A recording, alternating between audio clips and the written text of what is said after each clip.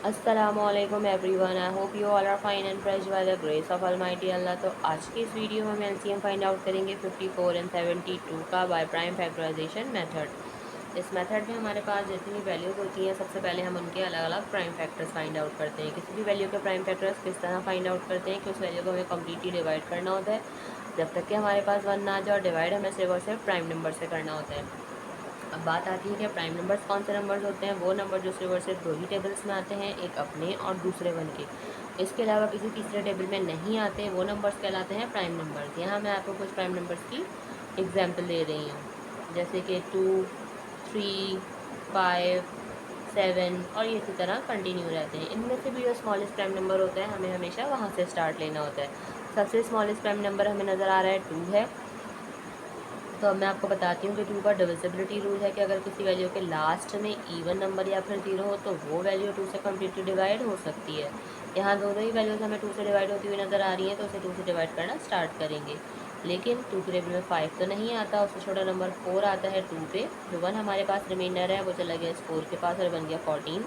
2 के टेबल में 14 बिल्कुल आता है 7 पे। ये वैल्यू बन चुकी है 27। लास्ट में इसके ऑड नंबर है, इसलिए ये वैल्यू अब मज़ीद 2 से डिवाइड नहीं हो सकती। 2 के बाद जो नेक्स्ट प्राइम नंबर है वो है 3, और 3 का टेबल तो इतना ईजी है, सबको आता ही है। और हमें पता है कि 3 के टेबल में 27 बिल्कुल आता है। 3 के टेबल में 27 आता है 9 पे। उसके बाद 9 भी 3 से ही डिवाइड होगा, क्योंकि 3 के टेबल में 9 आता है 3 पे, और 3 के टेबल में 3 आता है 1 पे। यहाँ हम 54 को कम्प्लीटली डिवाइड कर चुके हैं, और यहाँ आ चुके हैं हमारे पास प्राइम फैक्टर्स 54 के। अब इसी तरह हमें 72 के भी प्राइम फैक्टर्स फाइंड आउट करने हैं। 72 के लास्ट में इवन नंबर है, इसलिए हमें इसे भी 2 से ही डिवाइड करना है। लेकिन 2 के टेबल में 7 नहीं आता, उससे छोटा नंबर 6 आता है 3 पे। जो 1 हमारे पास रिमाइंडर है वो चला गया इस 2 के पास और बन गया 12। 2 के टेबल में 12 बिल्कुल आता है 6 पे।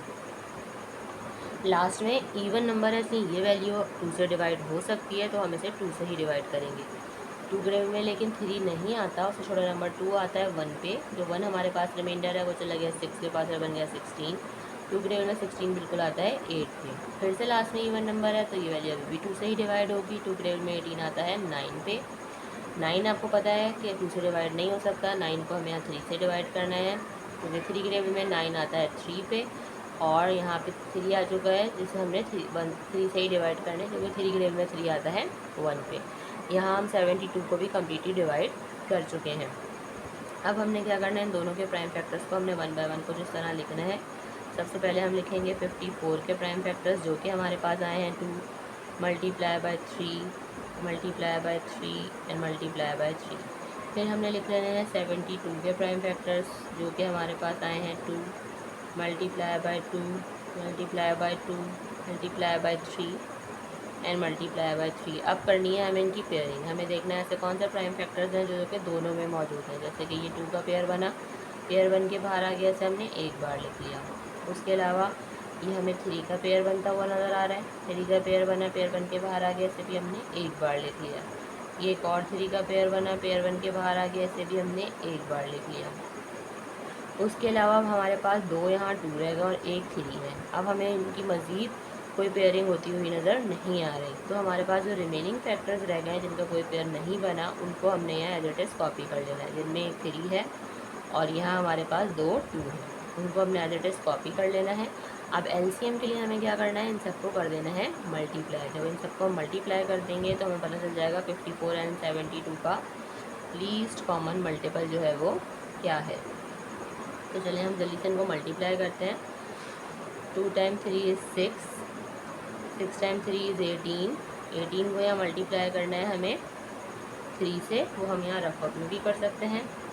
18 को जब हम 3 से मल्टीप्लाई करेंगे तो हमारे पास क्या आंसर आएगा, 3 टाइम 8 इज़ 24 का 4, 2 कैरी, 3 टाइम 1 इज़ 3 प्लस 2 5 हो गया। यहाँ पे 54 आ गया है। 54 को मल्टीप्लाई करना है हमें 2 से, वो भी हम यहीं कंटिन्यू करते हैं। 2 time 4 is 8 and 2 time 5 is 10। Last में से एक और बार मल्टीप्लाई करना है 2 से, वो भी हम यहीं कंटिन्यू करते हैं।